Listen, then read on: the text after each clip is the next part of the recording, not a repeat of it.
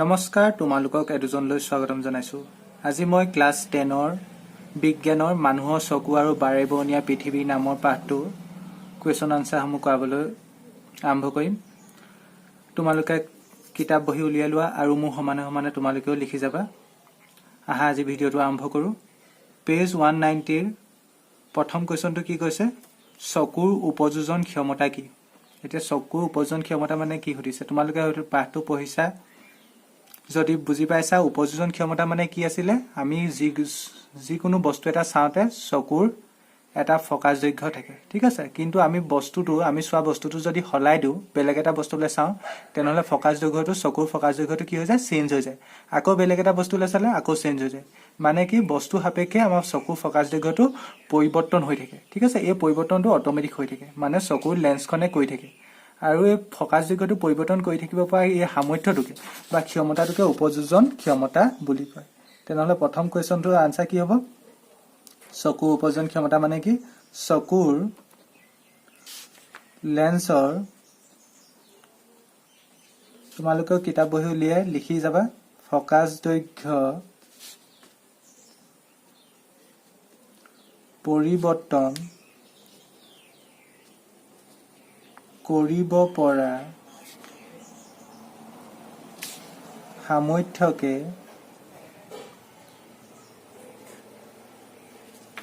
উপযোজন ক্ষমতা বোলে। মই উপযোজন ক্ষমতা মানে কি লিখিলো তেন্তে? এইটো বহুত ইম্পৰ্টেণ্ট কুৱেশ্যন নহয়, এতিয়ালৈকে মেট্ৰিকত দুবাৰমান আহিছে। চকুৰ লেন্সৰ ফকাস দৈৰ্ঘ্য পৰিৱৰ্তন কৰিব পৰা সামৰ্থ্যকে উপযোজন ক্ষমতা বোলে। এতিয়া ছেকেণ্ড কুৱেশ্যনটোৱে কি কৈছে চোৱা। মায়োপিয়াগ্ৰস্ত চকু থকা মানুহ এজনে 1.5 মিটাৰতকৈ বেছি দূৰৰ বস্তু দেখা নাপায়। এতিয়া মায়োপিয়া, হাইপাৰমেট্ৰপিয়া, প্ৰেছবায়োপিয়া এইবোৰ বিষয়ে তোমালোকে পঢ়িলা। মায়োপিয়া মানে কি আছিলে? ওচৰৰ বস্তু দেখিব, দূৰৰ বস্তু নেদেখে। মায়োপিয়াগ্ৰস্ত থকা এজন মানুহে কি আছে? মায়োপিয়াগ্ৰস্ত থকা আছে, তেওঁ কি কৈছে? 1.5 মিটাৰতকৈ বেছি দূৰৰ বস্তু দেখা নাপায়। মানে ওচৰ বস্তুকেইটা দেখিব 1.2 মিটাৰলৈকে আৰু দূৰৰ বস্তু নেদেখে। যথোচিত দৃষ্টি ঘূৰাই আনিবলৈ কেনেধৰণৰ লেন্স ব্যৱহাৰ কৰিবা? মানে মায়োপিয়া সংশোধন কৰিবলৈ কি লেন্সৰ প্ৰয়োজন হ'ব সুধিছে। মায়োপিয়া সংশোধন কৰিবলৈ কি লেন্সৰ প্ৰয়োজন হ'ব?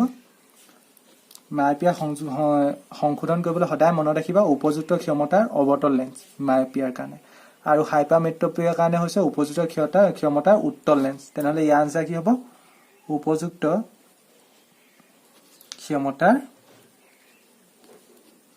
অৱতল আৰু হাইপাৰমেট্ৰপিয়াৰ কাৰণে কি বুলি ক'লো মই? উপযুক্ত ক্ষমতাৰ উত্তল লেন্স। ইয়াৰ নেক্সট কুৱেশ্যনটো কি কৈছে? স্বাভাৱিক দৃষ্টিৰ মানুহ এজনৰ বাবে দূৰবিন্দু আৰু নিকট বিন্দু কিমান? এজন আছে, ধৰি লোৱা তেওঁ চকুত একো ডিফেক্ট নাই, মানে স্বাভাৱিক দৃষ্টি। তেওঁৰ কাৰণে দূৰবিন্দু আৰু নিকট বিন্দু কিমান দূৰলৈকে তেওঁ চাব পাৰিব আৰু কিমান ওচৰলৈকে চাব পাৰিব? স্বাভাৱিক দৃষ্টি মানুহ এজনৰ বাবে দূৰবিন্দু হৈছে অসীম আৰু নিকট বিন্দু হৈছে 25 চেণ্টিমিটাৰ। ধুনীয়াকে বনাই লিখিবা স্বাভাৱিক দৃষ্টিৰ মানুহ এজনৰ বাবে দূৰবিন্দু, মই এডোখৰ পৰা লিখিছো, দূৰবিন্দু কিমান? অসীম। আগত লিখিবা স্বাভাৱিক দৃষ্টিৰ মানুহ এজনৰ বাবে দূৰবিন্দু অসীম আৰু নিকট বিন্দু কিমান গলো? 25 চেণ্টিমিটাৰ। এইটো মনত ৰাখিবা। এইটো কেতিয়াবা MCQ-টো আহে, মেট্ৰিকত MCQ-টো আহে বা টেষ্টতো অহাৰ চান্স আছে। কিন্তু এইটো এনেকৈও আহিব পাৰে, ধৰি লোৱা চেণ্টিমিটাৰ নহয় মিটাৰটো দিব পাৰে। মানে এইটো এই কোৱান্টিটিটো মিটাৰলৈ কনভাৰ্ট কৰি দিব পাৰে, ঠিক আছে? এতিয়া নেক্সট কুৱেশ্যনটো কৈছে ছাত্ৰ এজনে শেষৰ বেঞ্চত বহিলে বৰ্ডখন চোৱাত অসুবিধা পায়। হয়নে? কি কৈছে? ছাত্ৰ এজনে শেষৰ বেঞ্চত বহিলে বৰ্ডখন চোৱাত অসুবিধা পায়। ল'ৰাজনে ভোগা বিকাৰটো কি হ'ব পাৰে? ইয়াৰ সংশোধন কেনেকৈ কৰিব পাৰিবা? মানে ছাত্ৰ এজনে লাষ্ট বেঞ্চত বহি আছে, তেওঁ বৰ্ডখন চোৱাত অসুবিধা পায়। লাষ্টৰ পৰা বৰ্ডখনলৈ ডিষ্টেন্সটো কিমান হ'ব? অলপ বেছি হ'ব। অবভিয়াছলি ফাৰ্ষ্ট বেঞ্চতকৈ ডিষ্টেন্সটো বেছি হ'ব। তেনেহলে দূৰৰ পৰা বস্তুটো তেওঁ দেখা নাই, মানে কি হ'ব? ওচৰ বস্তু তেওঁৰ ওচৰত বহি থকা ওচৰ লগৰকেইজনক দেখিব, কিন্তু বৰ্ডখন দেখা নাই। মানে ওচৰ বস্তু দেখিছে কিন্তু দূৰৰ বস্তু দেখা নাই। তেনেহলে ছাত্ৰজনে ভোগা বিকাৰটো কি? মায়োপিয়া, মানে নিকট দৃষ্টিগ্ৰস্ততা। ওচৰ বস্তু দেখে, দূৰ বস্তু নেদেখে। মানে এইটো লিখিলে কি হ'ব ছাত্ৰ এজনে শেষৰ বেঞ্চত বহিলে বোৰ্ডখন চোৱাত অসুবিধা পায় দাৰি ছাত্ৰ এজনে শেষৰ বেঞ্চত বহিলে বোৰ্ডখন চোৱাত অসুবিধা পায় দাৰি অৰ্থাৎ ল'ৰাজনে দূৰৰ বস্তু ভালদৰে দেখা নাপায় দাৰি সেয়েহে ল'ৰাজনে ভোগা বিকাৰটো হ'ল মায়'পিয়া বা নিকট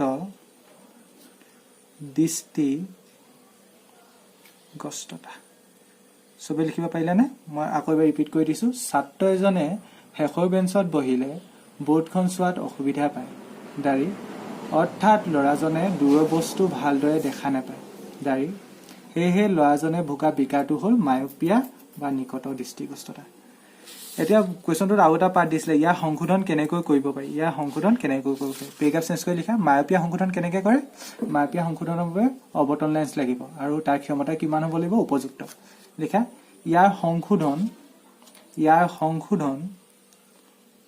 উপযুক্ত ক্ষমতাৰ অৱতল লেন্স ব্যৱহাৰ কৰি কৰিব পাৰি ইয়াৰ সংশোধন উপযুক্ত ক্ষমতাৰ অৱতল লেন্স ব্যৱহাৰ কৰি কৰিব পাৰি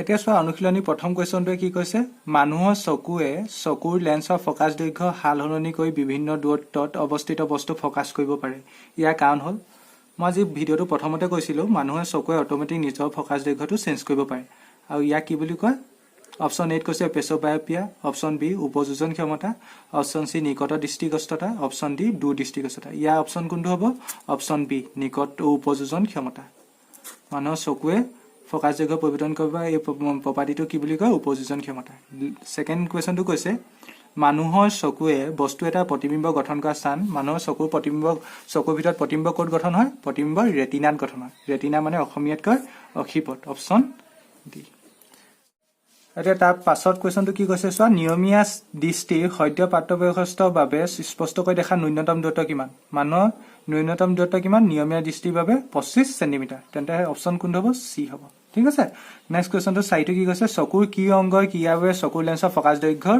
পৰিৱৰ্তন হয় চকুৰ লেন্সৰ ফকাছ দৈৰ্ঘ্যটো কি হৈ থাকে পৰিৱৰ্তন হৈ থাকে আৰু এই ধৰ্মটো কি বুলি কয় উপযোজন ক্ষমতা আৰু এইটো কেলে হয় চিলিয়াৰী পেশী সংকোচনৰ বাবে তেনেহ'লে অপশ্যন কোনটো হ'ব চিলিয়াৰী পেশী ঠিক আছে এটা নেক্সট কুৱেশ্যনটোত কি কৈছে এজন মানুহৰ দূৰ দৃষ্টিগ্ৰস্ততা সংশোধনৰ বাবে -5.5 ডায়োপ্টাৰ ক্ষমতাৰ লেন্সৰ প্ৰয়োজন তেওঁ নিকট দৃষ্টিগ্ৰস্ততা সংশোধনৰ বাবে আৱশ্যকীয় লেন্সৰ ক্ষমতা +1.5 ডায়োপ্টাৰ হ'লে দূৰ দৃষ্টিগ্ৰস্ততা ছেকেণ্ডত কৈছে নিকট দৃষ্টিগ্ৰস্ততা সংশোধনৰ বাবে আৱশ্যক হোৱা লেন্সৰ ফকাছ দৈৰ্ঘ্য কিমান ঠিক আছে প্ৰথম কুৱেশ্যনটোত কি ক'লে প্ৰথম পাৰ্টটোত ক'লে দূৰ দৃষ্টিগ্ৰস্ততা সংশোধনৰ বাবে যিখন লেন্স দৰকাৰ হ'ব তাৰ ফকাছ দৈৰ্ঘ্য কি হয় দিনত কয় স্মল লেটাৰ এফ কিমান প্ৰথম পাৰ্টটোত চোৱা দূৰ দৃষ্টিগ্ৰস্ততা মই 5 নম্বৰ কুৱেশ্যনটো কৰিছোঁ দূৰ দৃষ্টিগ্ৰস্ততা এতিয়া কুৱেশ্যনটো দিয়া আছে চোৱা দৃষ্টিগ্ৰস্ততা সংশোধনৰ বাবে যিখন লেন্স প্ৰয়োজন হয় তাৰ ক্ষমতা দিয়া আছে ক্ষমতা কিমান দিয়া আছে -5.5 ডি ডায়োপ্টাৰ মানে কি দিয়ে এইটো কি হ'ব দিয়া আছে ক্ষমতা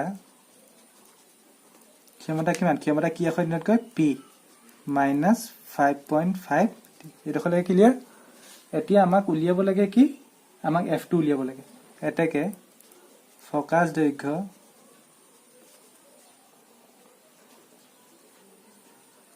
F is equal to question mark. তোমালোকে সদায় সিস্টেমেটিক লিখিবা আনসাৰ এতিয়া চোৱা আমি জানো যে তেতিয়াহে নম্বৰ পাবা ঠিক আছে আমি জানো যে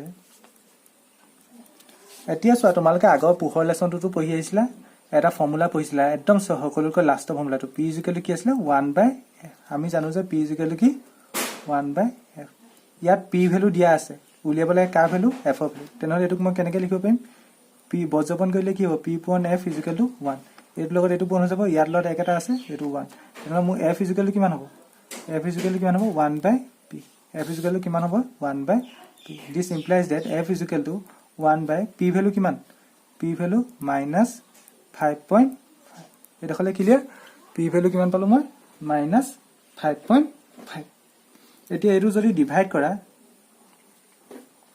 তোমালোকে এইটো কেনেকৈ কৰিব পাৰা এইটো তোমালোকে দশমিকত দেখি ভয় নাখাবা এইটো কি কৰিব পাৰা তুমি f ইকুৱেল টু 1 টো থাকিব দিয়া ইয়াত মাইনাছ আছে বাৰু এতিয়া চোৱা তোমালোকে যদি সদায় গণিত বিজ্ঞানৰ অংকবোৰত 0.5 দেখা তেন্তে 1/2 বহাই দিবা ভগ্নাংশত বহাই দিবা তেন্তে অংকটো ইজি হৈ যাব 1.5 দেখিলে কিমান বহাবা সদায় 3/2 বহাই দিবা অংকটো বহুত ইজি হৈ যাব ঠিক আছে ঠিক তেনেকৈ যদি তুমি 3.5 দেখা 3.5 দেখিলে কিমান বহাবা 3 ক দুগুণ কৰি দিয়া 3 ক দুগুণ কৰি দিয়া 3 ক দুগুণ কৰিলে কিমান হ'ব 6 হ'ব তাৰ লগত এক যোগ কৰা কিমান হ'ব 7/2 7/2 এতিয়া তুমি কৰি চাবা তুমি 7ক 2 এ ডিভাইড কৰিলে 3.5 ওলাব ঠিক তেনেকৈ তুমি যদি 7.5 আছে ইয়াক তুমি ভগ্নাংশত লিখিব লাগে অংকটো ইজি হ'ব কি কৰিবা 7ক দুগুণ কৰি দিয়া 7ক দুগুণ কৰিলে 14 তাৰ লগত এক যোগ কৰা 15 ডিভাইড বাই 2 ঠিক আছে হেতু প্ৰসেছত যদি মই যাও 5.5 ৰ জায়গাত কি লিখিব পাৰিম 5ক দুগুণ কৰি দিয়া 10 তাৰ লগত এক যোগ কৰা 11/2 তেনেহলে মই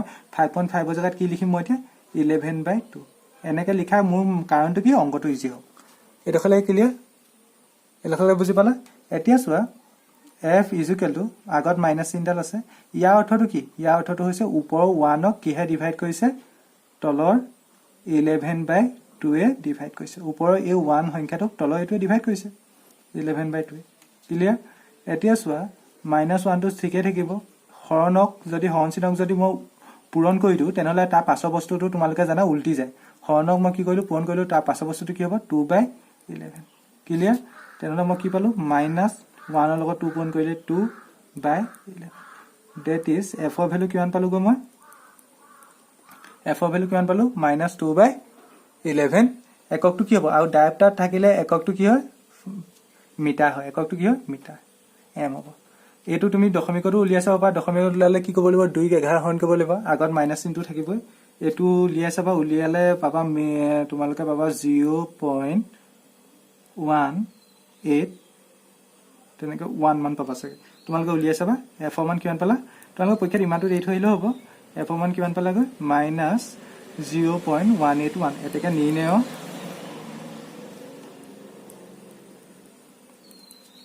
ফকাস দৈৰ্ঘ্য নিৰ্ণয় ফকাস দৈৰ্ঘ্য কিমান পালা -0.181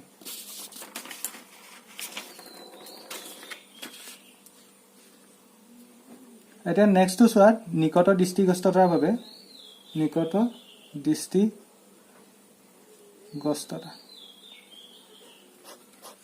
দৃষ্টিগ্ৰস্ততাৰ বাবে দিয়া আছে চোৱা কিমান দিয়া আছে কোৱেশ্যনটোত চোৱা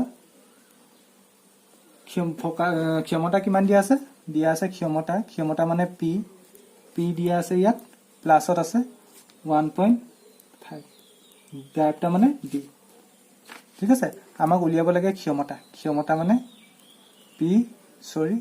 ক্ষমতা দিয়া আছে উলিয়াব লাগে ফকাস দৈৰ্ঘ্য কি আখৰ দিনত কয় f ইকুৱেল টু কুৱেশ্যন আগত হৈছে একে আমি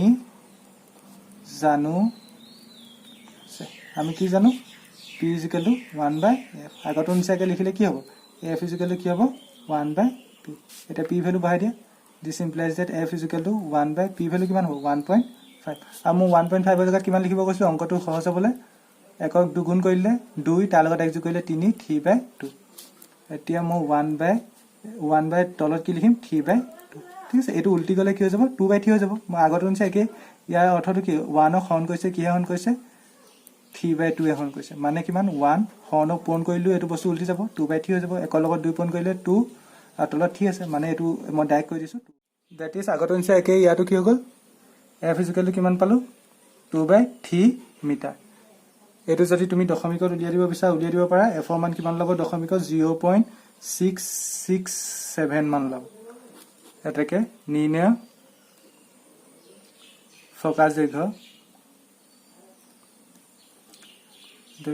এটো কিহত লাইছে প্লাসত 0.667 মিটাৰ ঠিক আছে আৰু ইয়াৰ পাছৰ ভিডিঅ'কেইটা ইয়াৰ পাছৰ কুৱেশ্যনকেইটা নেক্সট ভিডিঅ'ত আলোচনা কৰিম। যদিহে তোমালোকে আজি ভিডিঅ'টো ভাল পালা তেনেহ'লে চেনেলটো ছাবস্ক্ৰাইব কৰিবা, লগতে ভিডিঅ'টো লাইক কৰিবা, আৰু লগতে মই 10ম শ্ৰেণী ইতিমধ্যে গণিত বিষয়ে বহুতো লেচনৰ ভিডিঅ' আপলোড কৰিছোঁ, তোমালোকে সেইবোৰ চাবা, ডেছক্ৰিপশ্যনত লিংক পাবা। ধন্যবাদ।